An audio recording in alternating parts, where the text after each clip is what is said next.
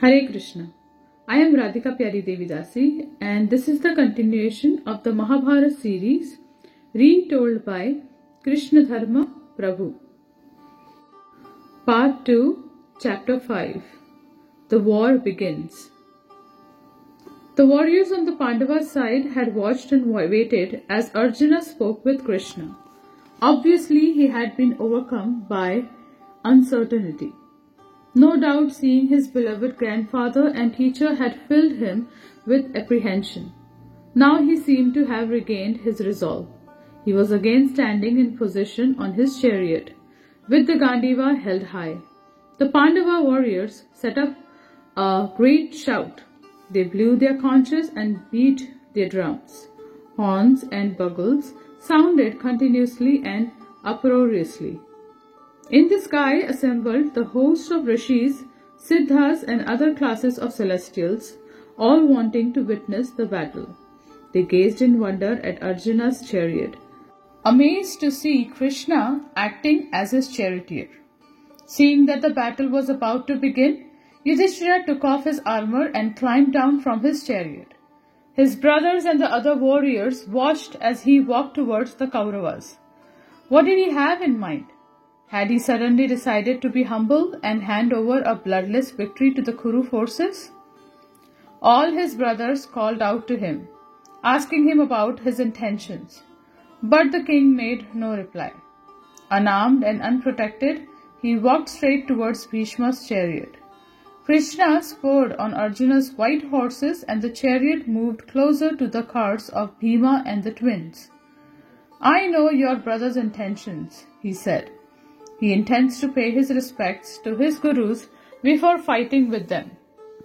It is said in the old histories that one who first offers his respects to his elders and teachers before engaging with them in the battle gains victory. As Yudhishthira approached Bhishma, shouts of "Alas" were heard among the Pandava forces, who thought that in the face of such tremendous opposition he had decided not to fight. Dhritarashtra's sons thought that Yudhishthira was afraid. "Just see this infamous wretch," they laughed. Stricken with terror, he has gone to Bhishma to beg for his mercy. Disregarding their jeers, Yudhishthira went before Bhishma, who got down from his own chariot as Yudhishthira approached. The Pandava bowed down and took hold of Bhishma's feet. "O invincible one, I bow to you," he said.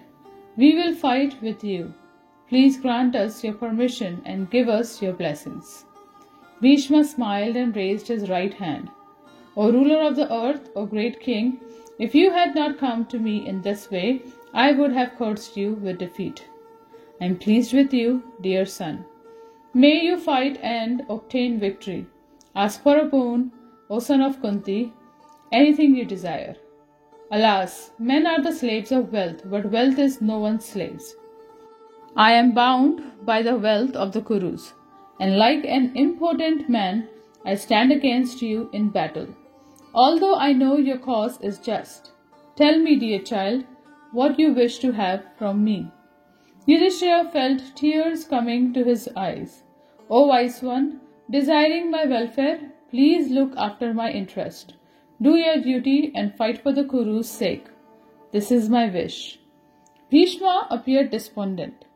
"Although I must fight for your enemies, O king, tell me what I can do for you." Yudhishthira folded his hands and bowed his head. "O sire, there is one thing I will ask. Tell me how we will be able to vanquish you, who are invincible. If you see any good in it, please give me this information for my benefit." Bhishma stood with his large, silver-gilded bow in his hand. Although he was now almost 90 years old, he was still a formidable figure in his polished gold and silver armor. He placed a hand on Yudhishthira's shoulder. "O descendant of Bharata, I do not see that man who can defeat me in battle, even if he be the Lord of the Celestials. The time for my death has not yet come. Approach me again and ask this question at some other time." "Be it so." Yudhishthira again bowed to his grandfather and then walked away. Making his way through the lines of curious soldiers, he went to Drona.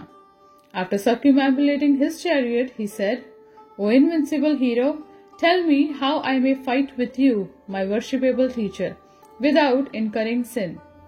How, O great Brahmin, will I be able to vanquish my enemies?" Like Bhishma, Drona said, "O king, if you had failed to come to me, I would have cursed you with defeat. I am pleased with you, sinless one. You have my permission to fight. May victory be yours. Please tell me what I can do for you. I desire to give you a boon. Alas, I cannot fight for you, for I am a slave of the Kuru's wealth. But I will pray for your victory." Tears again sprang to Yudhishthira's eyes as he heard Drona's affectionate tone of voice. How cruel a fate that he should now be forced to fight his esteemed and elderly guru. But Drona would be difficult to overcome. Despite his advanced years, he knew the secrets of all the celestial and earthly weapons. He could still fire an unending stream of arrows from his great bow. Yudhishthira could not imagine anyone even approaching him in battle. With reverence he said, "O Brahmin, do pray for me and tell me also what is good for me. Fight for the Kurus with all your might. This is my desire." Drona looked lovingly at his disciple. Although not as physically powerful as Arjuna and Bhima, Yudhishthira was strong in his ability to remain fixed on the path of virtue. Drona knew that a pious man was always protected by his virtue. He glanced at Arjuna's chariot across the field. "O king, your victory is certain. You have Krishna as your counselor, and righteousness is always with him. When there is Krishna, there must be victory. O son of Kunti, go and fight with full confidence. What else will I say to you?" "O mighty armed one, please tell me how you may be defeated," Yudhishthira asked. "As long as I fight, you will not obtain victory, O king. Therefore seek my death at the earliest opportunity.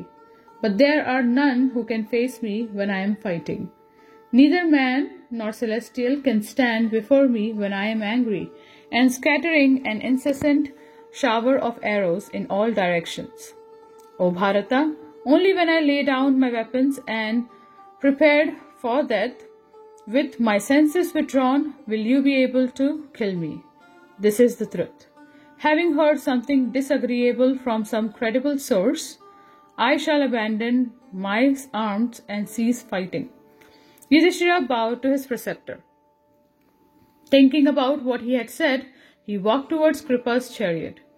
After offering respects to the old Brahmin warrior, he said, "O teacher, only with your permission can I fight without incurring sin. Please permit me to engage in battle to defeat my enemies." Like Bhishma and Drona, Kripa replied that he would surely have cursed Yudhishthira to be defeated if he had not come to him for his permission. He also lamented his obligation to the Kauravas.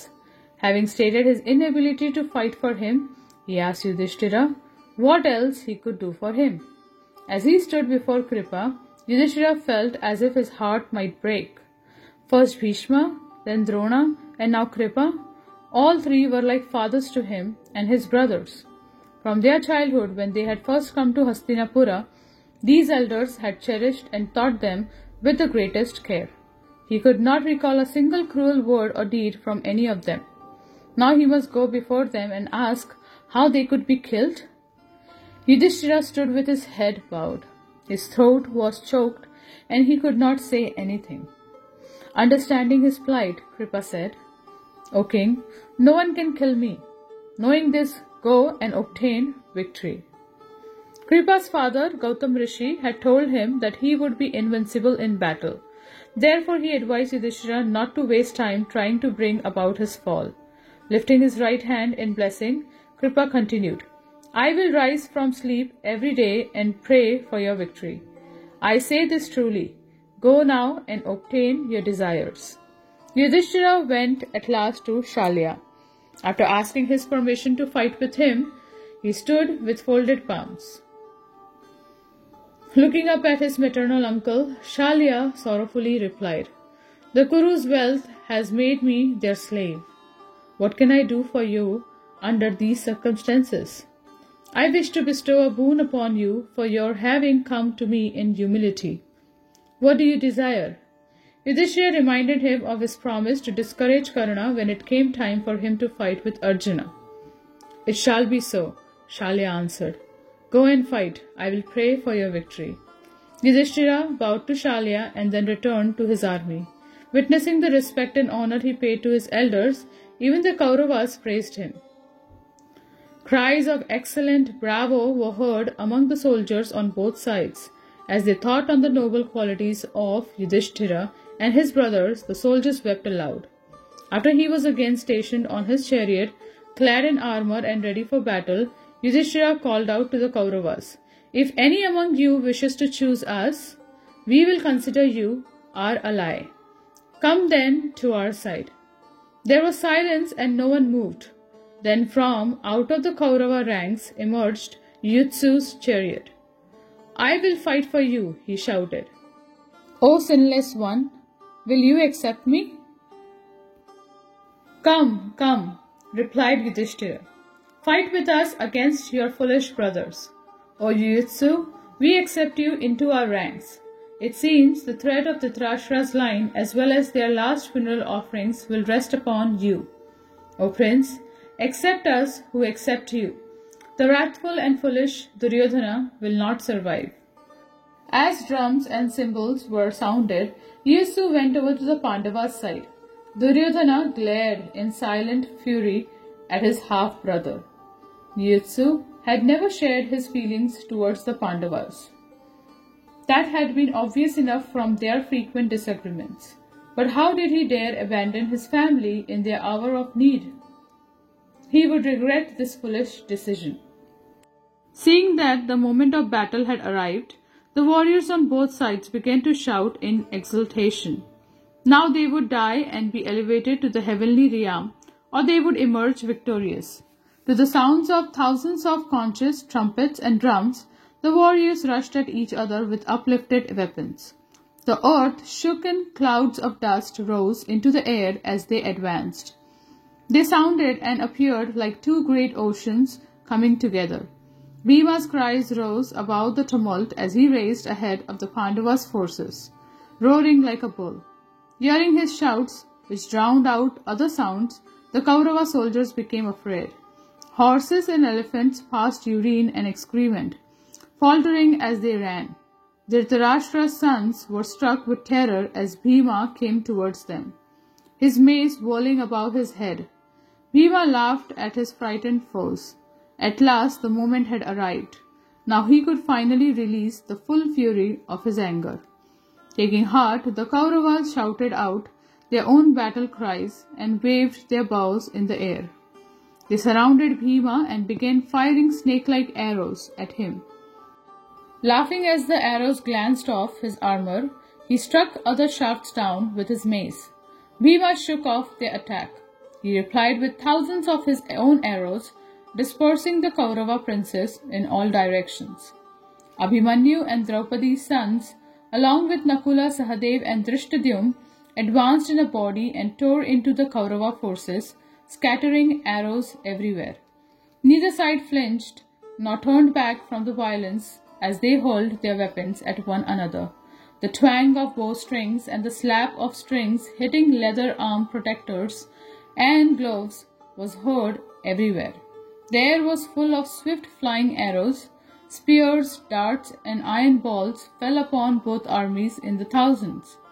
The blare of conches, the lion-like roar of warriors, the heavy tread of infantry, the neighing of horses, the clash of weapons, the clatter of chariot wheels, the jingle of bells around the elephants' necks, the elephants trumpeting, the beating of drums mingled to produce a hair-raising uproar. Recklessly, the warriors rushed forward. Arjuna immediately engaged with Bhishma. With lightness of hand, he fired countless arrows at him, but Bhishma countered them all. He returned numerous shafts at Arjuna. Even though Bhishma's arrows pierced him, Arjuna did not waver, nor could he shake Bhishma. As he sent at him his own deadly shafts, The two heroes exchanged arrows while the fight raged around them. As the battle got underway, the sky began to flash red and blue, while black clouds showered flesh and blood onto the field. A terrible wind blew, carrying innumerable stones and afflicting all the troops. The loud rumble of thunder resounded and bolts of lightning struck the earth.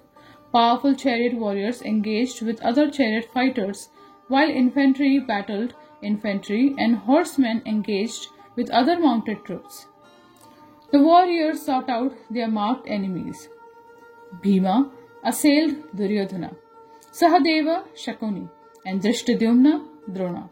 As other kings and Kshatriyas came to their aid, the battle became general and weapons flew in all directions. On both sides of the armies, divisions of Rakshasas marched. Ghatotkacha led a division of Rakshasas on the Pandavas' behalf, and the powerful Alambusha led the Rakshasa for the Kauravas. These awful beings created a huge carnage among the soldiers as they wielded their axes and bludgeons. The warriors fought as if possessed by demons. No quarter was shown. Amid the terrible confusion, fathers could not recognize their sons, brothers their brothers, nor friends their friends. Uncles slew their nephews and cousins killed cousins. Men hacked and struck at one another with swords, spiked maces, and heavy clubs. Streams of blood flowed freely across the ground, carrying mutilated and severed limbs. Chariots smashed against chariots, breaking them to pieces, while elephants tore into other elephants, gouging them with their steel-tipped tusks. The battlefield assumed the appearance of Yamaloka, the abode of death. Men screamed in pain, sounding like souls condemned to hell. The bodies of slain warriors and animals lay everywhere in heaps. Axes and swords dripping with blood whizzed through the air. There was a continuous loud thudding sound as heavy maces and swift arrows struck the bodies of soldiers. Bhishma fought with fury. His tall standard, bearing a palm tree and 5 stars, glided through the Pandava army, leaving a trail of bodies and shattered chariots in its wake. With his straight arrows, he severed the heads and limbs of all who came before him. The old Kuru hero seemed to dance in his chariot as he whirled about wielding his bow. His deadly shafts were fired with such power that they would pierce even great elephants to their vitals, sending them tumbling to the earth. Seeing the destruction Bhishma was causing, Abhimanyu rushed towards him, shouting out a challenge. Bhishma was protected by 5 Maharatha heroes, but Abhimanyu attacked them all. Firing arrows that flew with blinding speed, he held off Bhishma's protectors while simultaneously attacking him. With one well-aimed arrow, he cut Bhishma's bow in 2. Another 3 arrows cut down his chariot, which fluttered to the floor of his chariot. Witnessing Abhimanyu's lightness of hand, even the celestials were pleased. The warriors who saw him considered that he was in no way inferior to his father. His bow, which sounded just like Gandiva, seemed like a circle of fire as he continuously released arrows. As the godlike prince spun in his chariot, his shafts appeared to be leaving his bow in all directions at once.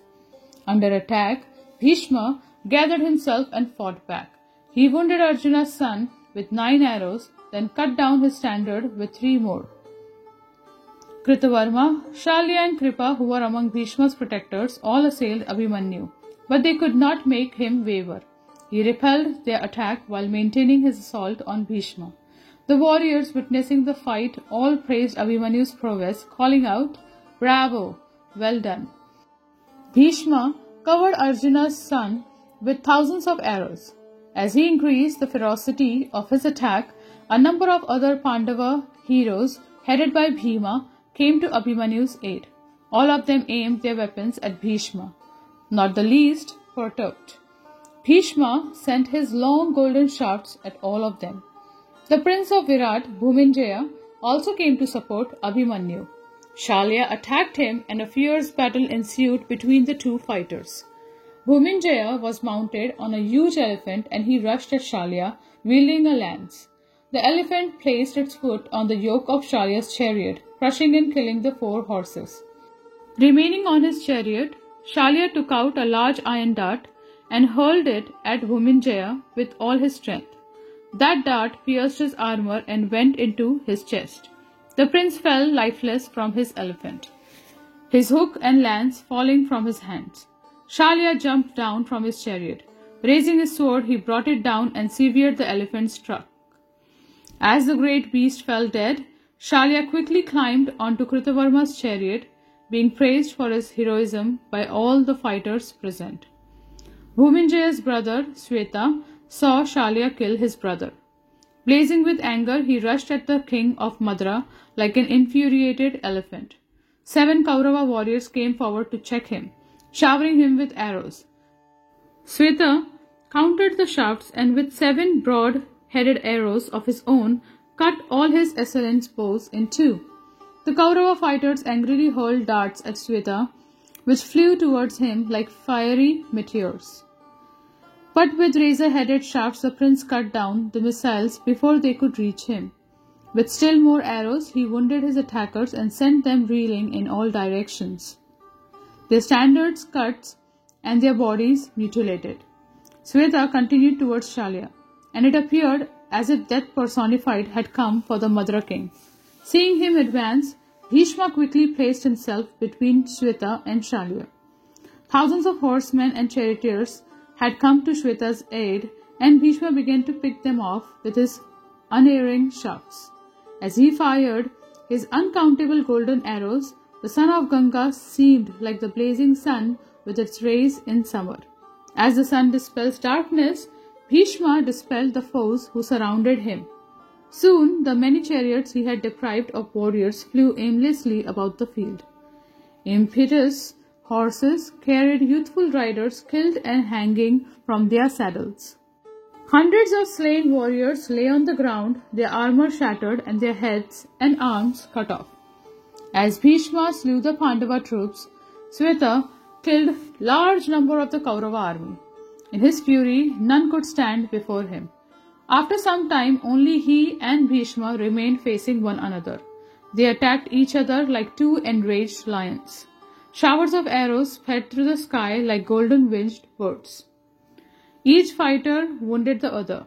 Sweta, with blood flowing from his wounds, fired 25 arrows into Bhishma's bodies. He then cut Bhishma's bow with another 10 arrows. With still more arrows, he killed Bhishma's horses and charioteer. Without hesitating, Bhishma took up another bow and jumped down from his chariot. He continued fighting the prince on foot. Sweta then took out a golden dart and called out, "Wait only a moment, O Bhishma, I will slay you at once." He hurled the dart, which fell towards Bhishma like a comet. The many warriors watching the fight cried out, "Alas! Bhishma is slain." Bhishma, however, was not slain. He sent 8 arrows at the dart and cut it into fragments. He fought on with the prince, who became senseless with fury as he saw his dart checked. Sweta took up a huge spiked mace and rushed towards Bhishma.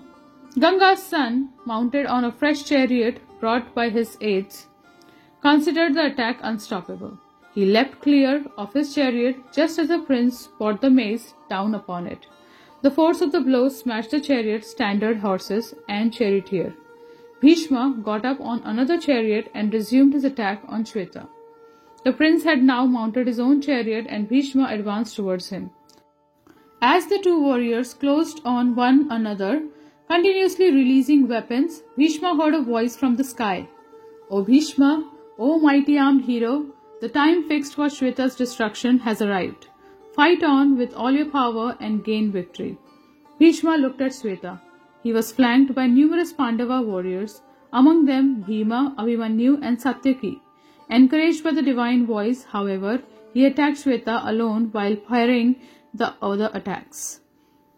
Coming close to the Virata prince, he took up an arrow which resembled the rod of death. He placed the golden shaft decked with gems onto his bow and drew back the string to his ear. Imbuing the arrow with the force of the Brahma weapon, he released it to kill Sweta. With a flash like a thunderbolt, The arrow struck the prince on his chest and passed clean through his body. It entered the earth like a snake going into its hole, carrying with it the hero's life. Shweta fell from his chariot like a peak loosened from the summit of a mountain. The Pandavas sent up cries of lamentation while the Kauravas shouted joyously. Duryodhana and Dushasana danced in delight. They repeatedly praised Bhishma as the loud music of trumpets and drums sounded. The sun was slowly disappearing over the western horizon, and Arjuna and Drishtadyumna withdrew their troops. The two armies entered their respective camps for the night, the Pandavas cheerlessly and the Kauravas laughing and shouting. As darkness fell, thousands of vultures and jackals came into the battlefield, their cries mixing with the sounds of the warriors withdrawing. Thus ends the 5th chapter, part 2 of the Mahabharata series. The war begins. Thank you very much. Hare Krishna.